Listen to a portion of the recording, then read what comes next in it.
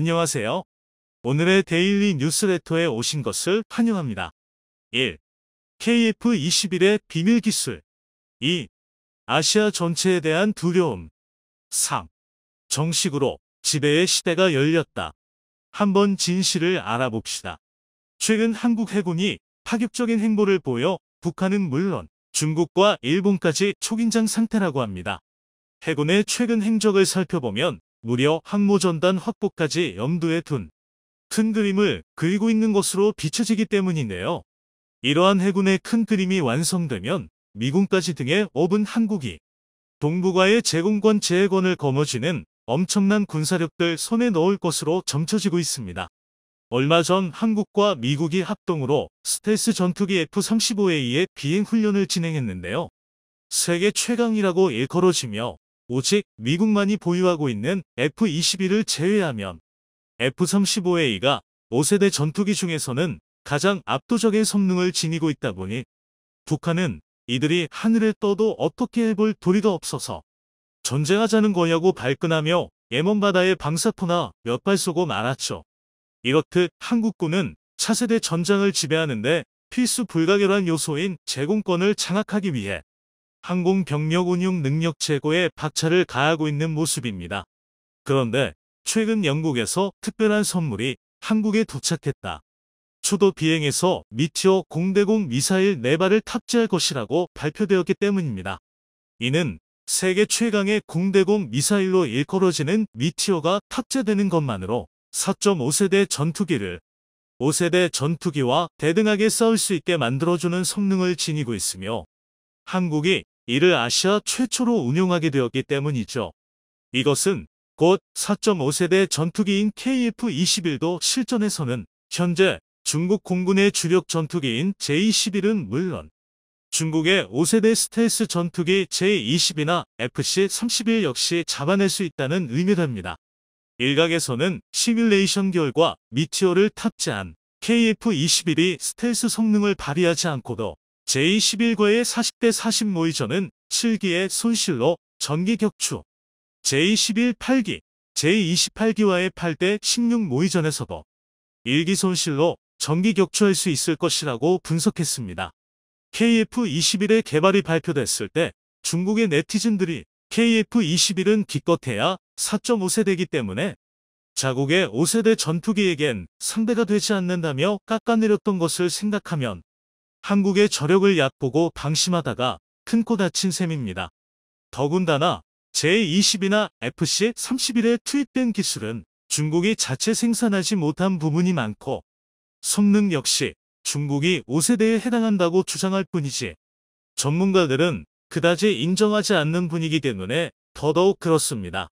영국을 포함한 유럽 6기국이 참여한 범유럽 미사일 개발 업체 엠비더기 개발한 미티어는 램제트 추진 시스템을 탑재한 현존 유일의 공대공 미사일입니다.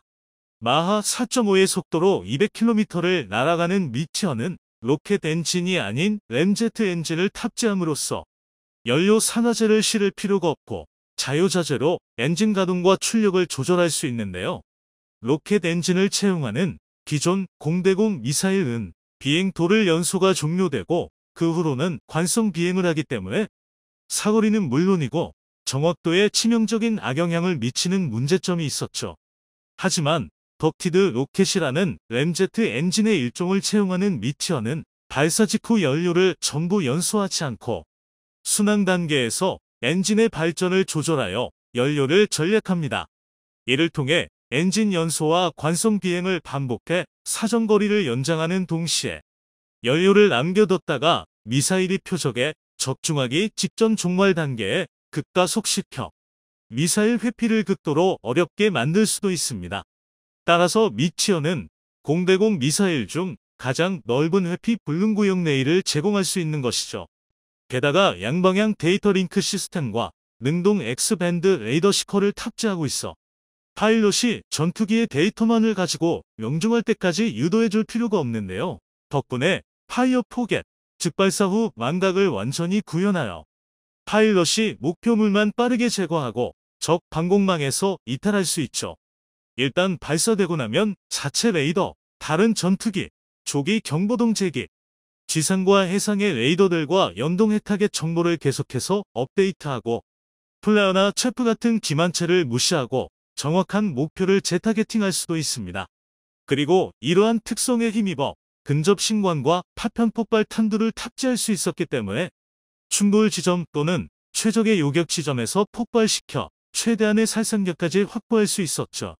KF-21은 원래는 미국제 에임 120 암램과 에임 9 사이드와인더를 탑재할 계획이었지만 미국의 정책상 이미 전력화된 전투기를 대상으로만 공대공 유도무기를 내어주다 보니 새롭게 개발되는 KF-21에는 수출 허가가 나지 않았죠.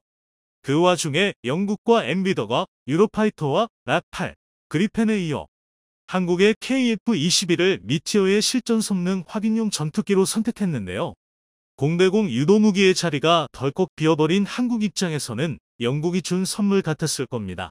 그래서 한국은 이참에 상이호 아닌 영국의 미티어, 독일의 아이리스-T를 시스템에 통합시키는 계약을 체결했고 미국도 뒤늦게 암램과 사이드와인더의 통합을 허가해줬다고 합니다. 엠비더와 방사청 계획에 따르면 미티어의 KF-21 체계 통합을 거쳐 2026년부터 양산되는 KF-21의 공대공 공대지형인 블록 1부터 미티어를 장착하게 됩니다.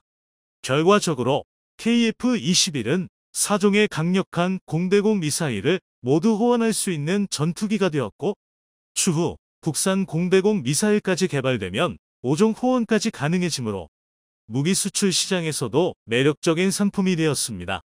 게다가 독침, 고순도치 가시 혹은 중앙모 킬러에 비유되는 초음속 공대함 미사일을 KF-21에 탑재 가능한 사양으로 개발 중이라는 소문도 돌고 있는데요.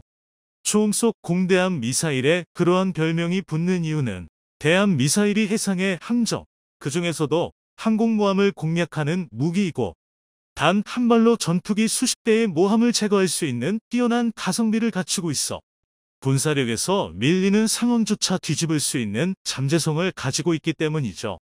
공대함으로 운용했을 때가 특히 표적에 가장 접근하기 쉬운 만큼 멀리서 쏘게 되는 지대함이나 함대함보다 훨씬 뛰어난 명중률을 보이기 때문에 가장 효율적입니다.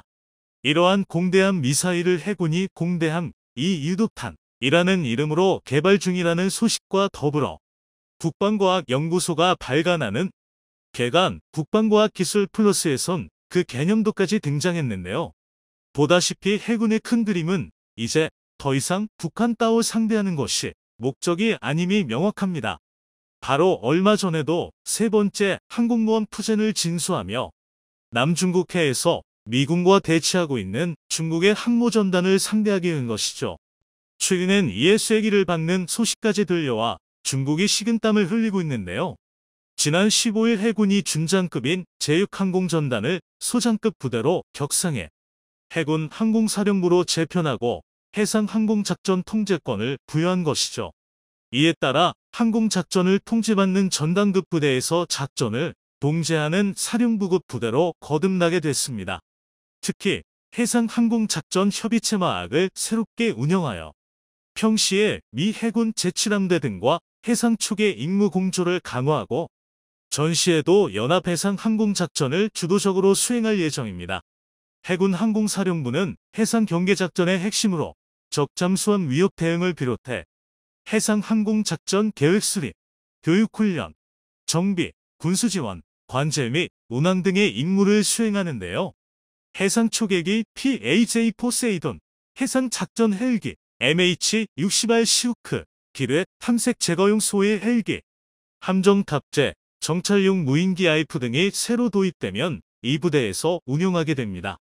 2023년 말부터 순차적으로 6대가 도입되는 포세이돈은 최대 탐지 거리 800km의 아나피 10 레이더를 갖췄고 최고 속도 시속 907, 순항거리 7,500, 작전 반경 2,200여 km의 하푼 미사일과 어뢰 등으로 무장합니다.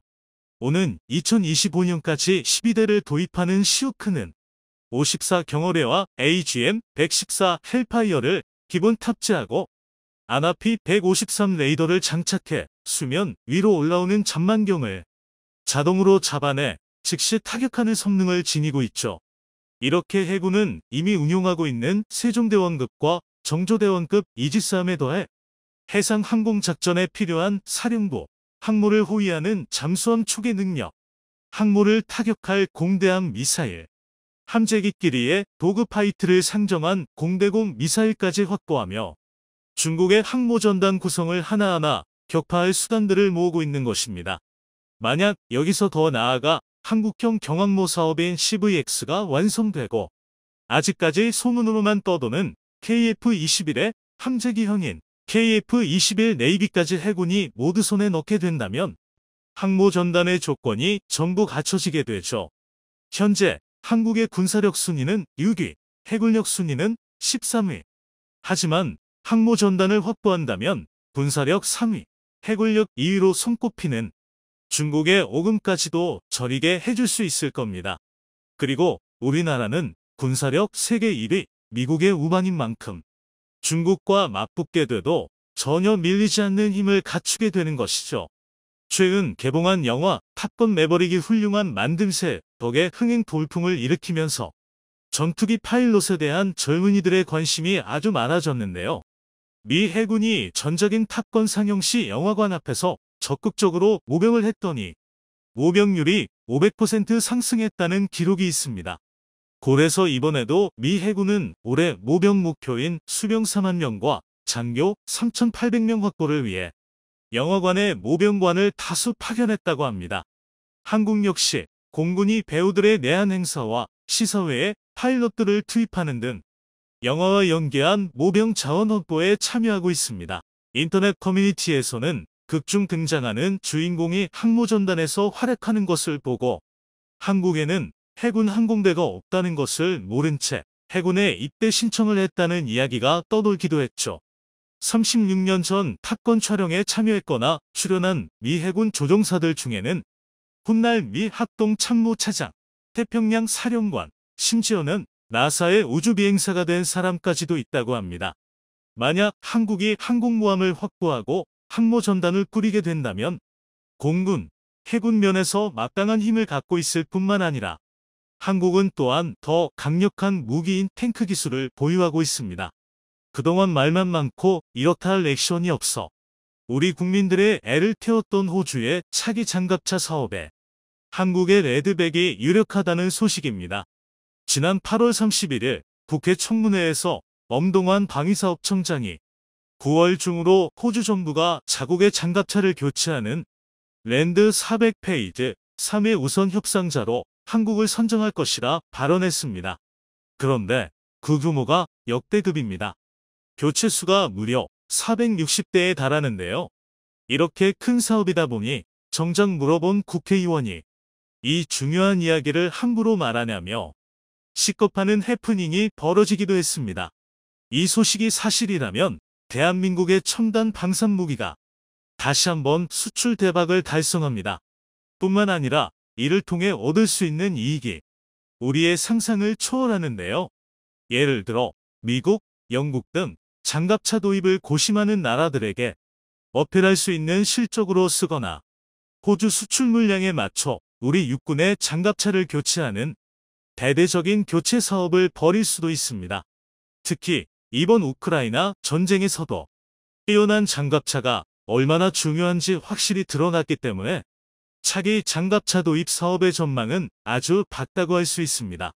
현재 호주가 사용하는 장갑차와 비슷한 성능을 가진 러시아의 BMP 장갑차들이 별것 아닌 공격에도 폭죽처럼 파괴되면서 전차 뒤에 있는 장갑차라 할지라도 충분한 장갑과 각종 방호체계 그리고 강력한 무장이 필요하다는 것이 증명됐는데요. 현재 알려진 바에 따르면 차기 장갑차는 단순히 설계와 장비의 성능만 달라졌던 지난 수십 년간의 장갑차 개발과 달리 새로운 구동체계를 통해 현 세대를 완전히 뒤엎는 혁신적인 장갑차를 도입하는 사업으로 추진되고 있습니다. 그런데 놀라운 것은 지금 개발되는 기술 중 이름만 들으면 뭐가 뭔지 감도 안 잡히는 이 최신 장비들 중 상당수가 이미 다른 국산 방산무기에 적용됐거나 개발 막바지에 접어든 상태입니다. 그러니까 선택이 문제지 만들려 하면 언제든지 한국의 차기 장갑차는 레드백을 뛰어넘는 장갑차로 만들 수 있다는 것이죠. 그렇다면 이 모든 기술을 100% 적용했을 때 나올 차세대 모병 전투차의 성능은 대체 어느 정도일까요? 한 가지 확실한 게 있다면 우리가 꿈의 장갑차라고 생각했던 레드백을 압살할 것은 분명해 보입니다. 그래서 준비했습니다. 오늘은 호주 사업에서 레드백 수출이 미칠 파급과 한국이 개발 중인 차세대 모병 전투차의 성능에 대해 알려드리겠습니다. 대한민국의 AS-21 레드백 보병 전투차가 호주의 랜드 400페이지 3사업에서 독일의 KF-41 링스와 맞붙은 지 어느덧 수년이 지났습니다. 처음에는 한국이 만든 무기가 아무리 좋아도 어떻게 독일을 이기냐는 비아냥을 들었으나 시간이 지날수록 점차 유리해지는 레드백 장갑차를 보며 많은 우리 국민이 레드백 장갑차의 호주 수출을 응원했습니다. 그러나 요새는 반응이 뜨뜻미지근합니다. 우선 올해에는 반드시 나온다던 최종 결과가 아직 나오지 않았습니다.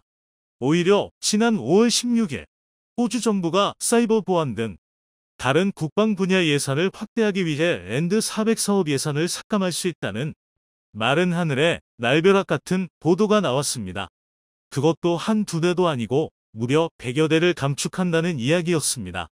이 때문에 국내에서는 어느 순간부터 레드백에 대해 이야기하는 이들이 사라졌고 한국이 아무리 무기를 잘 만들어봐야 한계가 뻔하다는 자조 섞인 이야기도 많이 나왔습니다. 그런데 그 사이에 대사건이 일어났습니다. 바로 폴란드와 대규모 방산 거래가 성사된 것입니다. 폴란드가 1000대의 K2 전차와 672대의 K9 자주포 그리고 48대의 FA-52 포함된 19조 원 계약에 사인하면서 한국이 탑5 방산 수출국을 눈앞에 두게 된 것입니다. 이렇게 상황이 반전되자 많은 이들이 크게 환호했는데요. 호주 육군 역시 한국의 제조 능력에 감탄하고 있으며 레드백을 아주 절박하게 원하고 있습니다. 그동안 독일이 우세하다는 이야기가 많았기 때문에 이게 무슨 뚱딴지 같은 소리인가 싶으시겠지만 사실 현재의 독일은 장갑차를 생산하기 어려울 정도로 처참하게 제조업이 무너졌습니다. 그래서 이 사실을 안 호주가 한국을 우선 협상 대상자로 꼽은 것입니다. 그리고 레드백을 더욱 원하는 이유는 호주의 M113 때문이네요. M113은 베트남 전쟁이 한창이던 1960년대 개발되고 양산된 보병 수송차로 전장 4.9m, 전폭 2.7m, 전고 1.8m, 차체 중량 12.3톤인 병력 수송 장갑차 앱입니다. 알루미늄으로 제작된 장갑으로 7.62mm 기관총을 방어할 수 있어서 당시로서는 꽤 쓸만한 장갑차였는데요. 그러나 시간이 지남에 따라 이제는 전쟁기념관에서나 볼 수 있는 역사 속 장비입니다. 그런데 충격적이게도 호주군에서는 아직 이 장비가 현역입니다. 그 이유는 오랜 평화로 인해 꾸준히 군비를 줄였기 때문이네요. 사실 호주가 군대를 강화하기 시작한 것은 그리 오래되지 않았습니다. 특수부대 위주로 군을 운용하면서 평화유지군 같이 외교적인 활동에 쓸 전력만 정비하며 전면전에 쓸 장비들에 투자하지 않은 것입니다. 그런데 상황이 바뀌었습니다. 2010년대부터 시진핑 주석이 집권한 중국이 갑자기 1대1론이 전람 외교니 떠들며 태평양의 평화를 깨버린 것입니다. 이에 따라 호주는 부랴부랴 재군비가 시작됐고 M113 장갑차를 기관 포탄을 맞고 적 전차도 공격할 수 있는 고성능 보병 전투차로 교체하는 랜드 400 계획이 시작됐습니다. 하지만 아직도 M113을 전량 퇴역시키지 못했습니다. 사실 호주는 랜드 400의 사업을 굉장히 중요하게 생각하고 있으며 레드백 장갑차 도입에 굉장히 우호적입니다. 그 이유는 이번 폴란드 사태로 독일의 낮은 생산력이 드러난 덕이 매우 큽니다. 독일 현지의 뉴스에 따르면 최근 호주와 독일 정상이 만나 이야기하는 자리에서 호주가 독일에게 복서 장갑차를 수출하겠다는 이야기가 나왔습니다. 이 때문에 전 세계가 발칵 뒤집혔습니다. 아무리 독일이 망했어도 자기들이 판 장갑차를 자기들이 수입하는 것이 말이 되지 않았기 때문입니다. 또 독일 국민들이 좋아할 리 없을 것이라고 모두 생각했습니다. 그런데 아니었습니다. 해당 기사에 달린 댓글 내용들이 충격적이었는데요. 그 댓글 내용에 따르면 우리가 능력이 안 되니 호주라도 끌어들여 장갑차를 구하자는 댓글이 많았습니다. 이는 그만큼 지금 독일의 방산 역량이 처참히 붕괴됐다는 방증입니다. 그런데 이 회담으로 인해 호주 육군 상층부에서 한국의 레드백으로 선택지를 결정한 것으로 알려졌는데요. 만약 독일의 링스가 된다면 호주는 심각해집니다. 그 이유는 독일의 제공비로 인해 무기 공급이 지연되기 때문인데요. 이렇게 되면 호주 육군이 가뜩이나 오래된 M113 장갑차를 더 사용해야 해서 칠순잔치를 열어야 할 판이 됩니다. 호주 육군 입장에서는 어떻게든 바로 공급받을 수 있는 AS-21 레드백을 채택해 사업을 감행해야 합니다. 여기에 더해 이번 우크라이나 전쟁으로 호주는 우크라이나에 수십여 대의 장갑차와 장갑 차량을 지원했습니다. 앞으로도 추가 지원하는 것을 검토 중인 상황인데 이를 고려할 때 호주가 레드백을 도입하는 것은 사실상 기정사실이라 보는 게 맞습니다. 이 때문에 대한민국의 차기 장갑차 사업에 탄력이 붙었습니다. 대한민국은 1980년대부터 M113보다 우수한 국산 K200 장갑차를 대량 생산했습니다. 그래서 2022년 현재도 국군의 발을 책임지는 장갑차 중 상당수가 바로 이 K200입니다.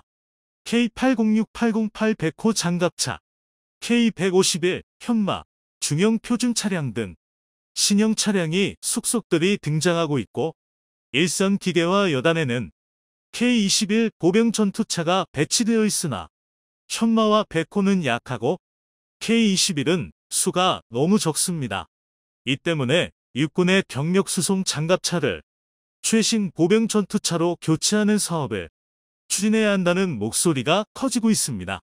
이에 따라 K21을 레드백 사양으로 개량한 K21 강화형 AS-21 레드백 장갑차의 직도에 AS-21 레드백 개발에서 얻은 기술을 바탕으로 한 차세대 보병 전투차 개발 등 다양한 안건이 논의 중이었는데요.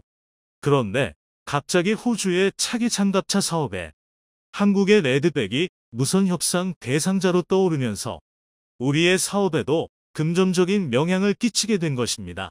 그런데 이것도 각기 장단점이 명확합니다.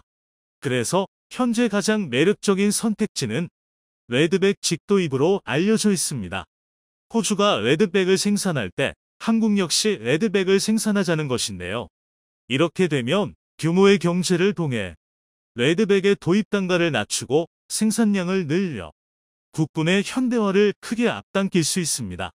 또 이 과정에서 준비된 실적을 바탕으로 미국이 수천 대의 M2 브래들리 장갑차를 교체하기 위해 추진 중인 54조 원 규모의 옴프 사업에 내세우기도 좋습니다. 반면 일각에서는 레드백보다 나은 장갑차를 만들자는 주장도 있습니다. 이들은 우리의 역량이라면 레드백을 뛰어넘는 궁극의 장갑차를 만들 수 있으니 중국이나 일본이 깜짝거릴 생각도 못할 게임 체인저급 보병 전투차를 만들자는 것입니다. 너무 과한 것 아닌가 싶으시겠지만 그런데 아닙니다. 현재 한국에서는 괴물 장갑차를 만들 만한 사기적인 기술이 개발되고 있기 때문입니다. 실내로 한국은 2026년까지 차륜형 장갑차에 연료 존지를 탑재해 전기 추진을 시험하고 대전 자전 ECM, 적외선 레이더 추적 미사일에 대한 교란, 각종 물리 위협에 대한 복합 방어가 연구되고 있습니다. 그리고 거의 대부분의 연구가 2021년에서 2022년에 시작돼서 2020년대 중반 마무리됩니다. 따라서 지금 장갑차 개발을 결정하면 2030년 이전까지 시제품을 개발하고 2030년대부터 양산하는 것이 가능합니다. 그런데 이렇게 탄생한 차세대 보병 전투차의 스펙이 어마무시합니다. 우선 장갑 수준은 레드백 이상으로 달립니다. 그리고 레드백이스는 고무 궤도, 사방을 증강현실로 파악할 수 있는 아이언 비전 등 각종 센서도 당면이 탑재됩니다. 오히려 복합 능동방어로 더 강화되는데요. 먼저 레드백에 탑재되는 아이언 피스트를 국산화하기 위해 아이언 피스트가 사용하는 전방 직속 파편탄두 다임 체계의 개발이 한창입니다. 그것도 그냥 미사일만 막는 게 아니라 대회폭탄이나 드론이 발사한 공대지 미사일 혹은 드론 그 자체를 파괴하기 위해 하드킬 체계의 고각을 높이고 무인기에 대한 제밍 능력까지 포함됩니다. 즉 장갑차가 비행기나 드론이 쏜 미사일까지 받게 되는 것이죠. 하지만 이런 제밍만으로는 제블린이나 형군 같은 적외선 추적 기능과 상부 공격 능력을 갖춘 대전차 미사일을 상대하기 어렵습니다. 그래서 기존 기갑 차량에서는 황동 같은 다양한 소재를 활용해 적외선, 가시광선, 레이더를 복합 차단하는 다역력 연막탄을 썼습니다. 그러나 연막탄은 바람이 많이 불거나 비가 많이 오면 효과가 떨어집니다. 그래서 항공기에서 미사일을 교란하기 위해 사용하는 지향성 적외선 방해 장치 더크를 탑재할 계획이네요. 관계자에 따르면 수리온에 탑재된 더크만으로도 형공을 제밍하는 게 가능합니다. 만약 여기에 레이저로 상대를 조준하는 레이저 추적을 감지할 수 있는 레이저 경보장치 LWR이 추가된다면 이론상 무적의 방어 체계가 완성됩니다. 그리고 놀랍게도 한국은 이 LWR 기술도 보유하고 있습니다. 아직 끝이 아닙니다. 카프-2 개발 과정에서 거의 완성된 40mm 포를 탑재한다면 철갑탄을 사용했을 때 북한판 T-62 천마호 같은 2세대 전차를 정면 상대할 수 있습니다. 이는 측면 공격만 가능한 K-21에서 크게 개선된 성능인데요. 한마디로 계획대로 개발이 이뤄질 경우 한국의 차세대 보병 전투차는 현존하는 구식 전차를 때려잡고 미사일을 방어하며 전자전도 견디는 무적의 방패가 됩니다. 상상만 해도 가슴이 웅장해지는 장갑차를 지금 한국이 계획하고 있습니다.